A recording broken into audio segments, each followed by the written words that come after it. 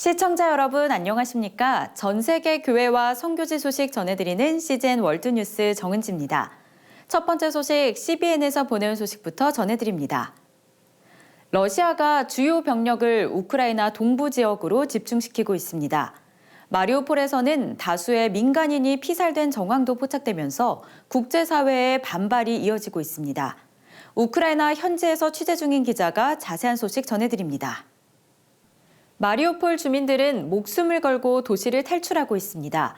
I met a couple, one of about 80 residents of Mariupol that made the epic journey out of Mariupol, Gary. I mean, it was harrowing. This particular person said they went through no less than 25 Russian checkpoints. And this particular person I spoke to is a Christian part of a local church there. And what he described to me was just horrific. He said the last 2 months, especially the last month, there are bodies everywhere on the streets, in the courtyards, right on the streets, people who've been dead for 10, 15 days. Nobody has picked them up.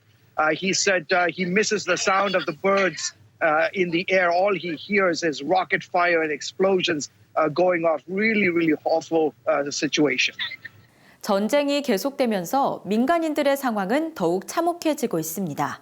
Yeah, I traveled about an hour and a half east of my location and to the front lines, literally where Ukrainian and Russian forces have been duking it out for several weeks now. And in this one particular area that I went to, there's 95% of the population has evacuated, but there are a few handful of residents, mostly elderly. And I joined a convoy team going to the front lines to deliver much needed supplies. Keep in mind, Gary, they have no water, no electricity, no heat. They've not had this since February 24th, and it's awful, awful condition, no running water. And so the only lifeline that these folks have are these humanitarian groups, like these Christian organizations that work for various churches here in the Southeast. It's actually Easter weekend. The Orthodox Christians here in Ukraine, as well as the countries of the former Soviet Union and across the Middle East are celebrating Easter. And so the members of the chaplain service in the Ukrainian army are planning to go this weekend to the various